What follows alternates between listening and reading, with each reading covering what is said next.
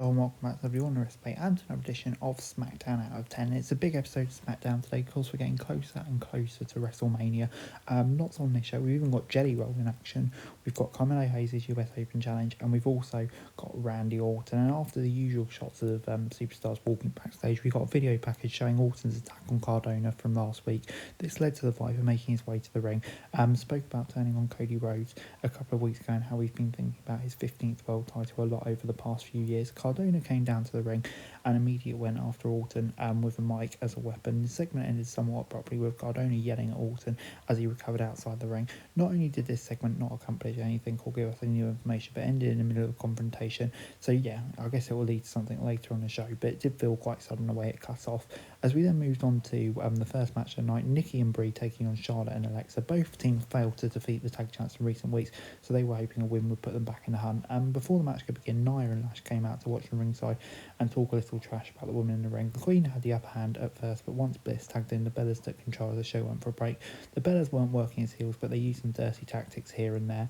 Everyone put in a good shift, but this was booked as a cookie cutter match. They followed a familiar pattern of offense, and Legend and Jax being there made it obvious there would be some kind of interference. Nikki and Brie ended up getting a win when Legend nailed Bliss while the ref was distracted, allowing Brie to roll her up for the win. The champs came in and destroyed everyone after it was over, but Bayley and Lyra came out to make the save. So yes, still setting up for that multi-team match. I think it makes sense. 4 out of 10. Moving on then to Rhea Ripley against B-Fab, and after congratulating Truth and Priest on becoming tag champs, Rhea Ripley made her way to address Meechin and B-Fab, joining forces with Jay Cargill. B-Fab and Meechin came out to respond, but the crowd was booing so loud that Ripley had trouble hearing them. This led to Ripley and B-Fab having a match. The bout was in progress as the show returned for a break, and Ripley was in control until Cargill attacked her to cause an immediate DQ. We got less than a minute of actual matches. Cargill, Meechin and B-Fab took out the Eradicator 3-on-1. It advanced the storyline, but the match was barely classifiable. You can count the number of moves on one hand. So yeah, for that reason, I'm going to give it a very low grade 2.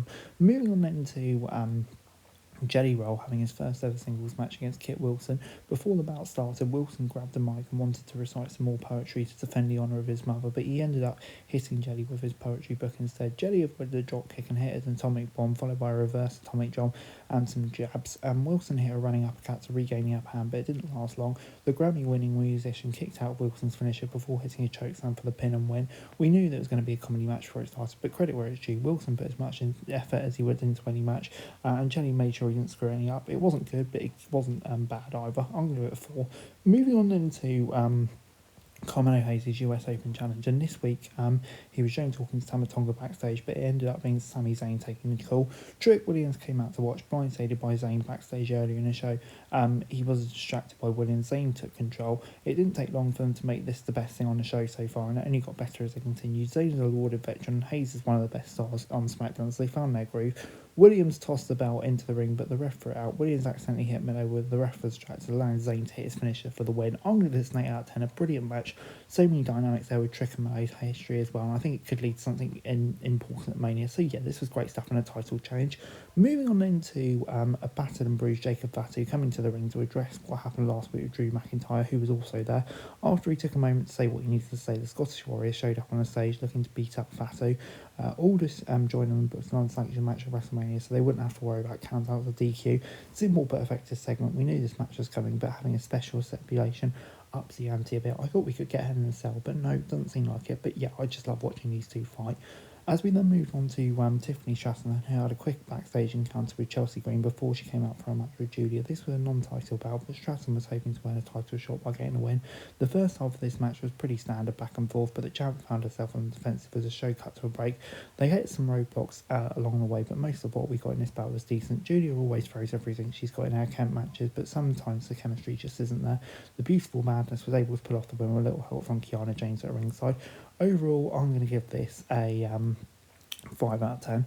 As we then moved on to our main event, and it was Randy Orton and Matt Cardona following their fight earlier in the show. Cardona ran into the ring and ended up being stomped into the mat by Orton as soon as he was in, but he fought back with a cast on his arm. Once the Viper regained his footing, he started taking Cardona apart near the announce table, focusing on punishing the arm he injured last week. Cardona's cast off the arm and dished out more punishment in his trademark slow methodical way. It may not have been exciting to watch, but it was effective in making Orton look like a heel. He finally finished Cardona off an RKO to get the win, and he decided he'd done enough damage. As he was celebrating, Cody Rhodes was shown arriving, only a 5 out of 10. Like I say, just a win for Randy Orton to make him look good, and I think that's exactly what it needed to do. Rhodes marched his way to the ring and came face to face with his former friend as they started brawling. They fought and beat up members of security until the end of the show, really upping the ante for that rivalry as well, so that makes sense. And Jelly Roll came out to try and play the peacemaker, but he got an RKO for his trouble. I'm not really sure we need Jelly Roll involved, but we'll have to see where that goes.